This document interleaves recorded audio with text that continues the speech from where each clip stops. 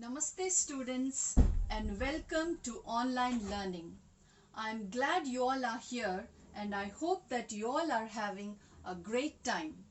From today onwards, we'll start the English learning sessions for the academic year 2020-21. We'll begin with the poetry section. The poem for today is Unfolding Bud, written by Naoshi Koriyama. Before we read the poem, let's learn about today's poet, Naoshi Koriyama. Unfolding Bud, written by Naoshi Koriyama. Before we go into any poem, we always learn about the poet first. The poet for today is Naoshi Koriyama, and here is the picture. Naoshi Koriyama is a Japanese poet. He was a professor at Toyo University and holds the title of Professor Emeritus. He has published 9 collections in English, 3 from Japanese to English. When asked in one of the interviews why he thought of writing poetry,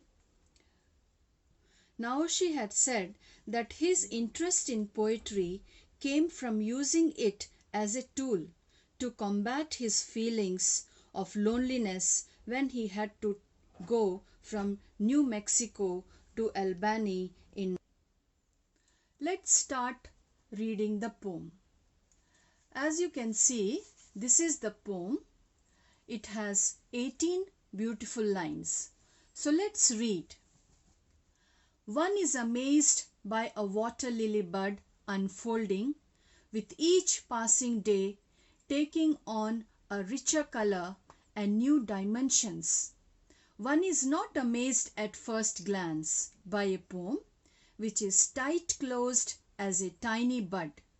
Yet one is surprised to see the poem gradually unfolding, revealing its rich inner self as one reads it again and over again. This beautiful poem has 18 lines, and here Koriyama is comparing a poem with a water lily bud. I would like to start first with the second stanza, which says, one is not amazed at first glance by a poem which is as tight closed. Let me first start with the second stanza, which says, one is not amazed at first glance by a poem which is tight closed as a tiny bud. Through this comparison of a poem with a bud, the reader is shown how a poem starts out with a hidden message inside, waiting to blossom and reveal itself. The connotation used by Koriyama reminds the reader that a tiny bud, the phrase mentioned in the 11th line, is how a beautiful masterpiece begins. This is a bud which has not bloomed completely. So this is like a poem when you see for the first time. And one must be patient during the early stages of a poem until its true meaning is discovered. Koriyama further illustrates the transformation from bud to blossom when he writes the first paragraph. When he writes, one is amazed by a water lily bud unfolding with each passing day, taking on a richer color and new dimensions. Through these vivid words, the reader is able to see how a flower is transformed to be magnificent and beautiful.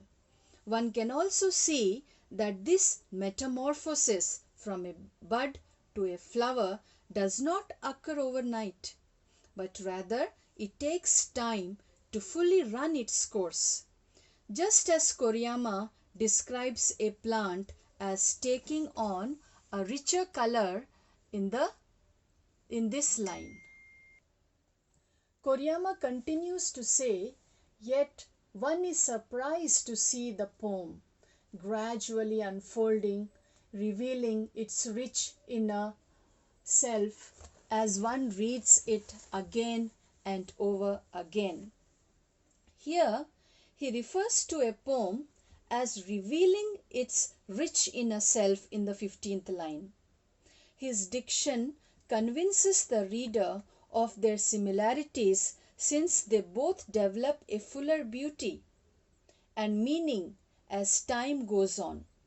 Through these comparisons, Koriyama shows the audience that to discover the true meaning of a poem, one must be patient and wait for its beauty to bloom.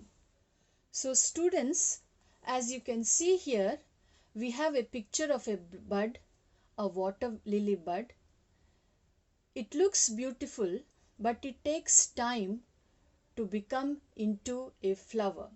If you see here, these are the stages of blooming. Here only 2 petals have come out. The color is becoming richer slowly. As you can see here, it's not completely bloomed. But then ultimately what happens is a beautiful flower emerges out of that bud which you had seen before. So these are the stages of transformation of a water lily bud into a magnificent, beautiful flower like this. In the same way, a poem which is like a bud, when you read it for the first time, has to be read again and again, multiple times, to understand the complete, the fuller beauty, the message of the poet mentioned in his poem. So students, here the subject is not the water lily bud, neither the flower. Here the subject is poetry, how to deal with a poem. The poem compares the flowering of a water lily to the process of understanding a poem. The poem teaches us that a poem needs to be read and understood slowly and over a period of time. Every poem needs to be read multiple times before it can be fully understood and appreciated. A short story, in contrast, takes just one reading for it to be understood, and we don't have to read it again.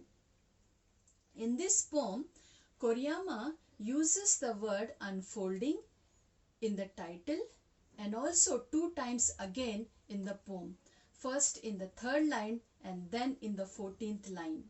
He also uses the word again twice to stress on the importance of not giving up the poem right away, but to continue to read many times. The word unfolding brings out the similarity between a flower and the poem. While the flower unfolds to reveal its colors, the poem unfolds to reveal its inner meaning. So students, I hope you understood the poem. You have also understood today how to go about with a poem. That is, you will not read just once, but many times till you understand the inner meaning, till you are satisfied that yes, I have experienced this poem. Thank you for all your patience. In case if you have some doubts, you can ask me in the next sessions. Till we meet again, stay safe, stay at home and enjoy learning. Take care and goodbye.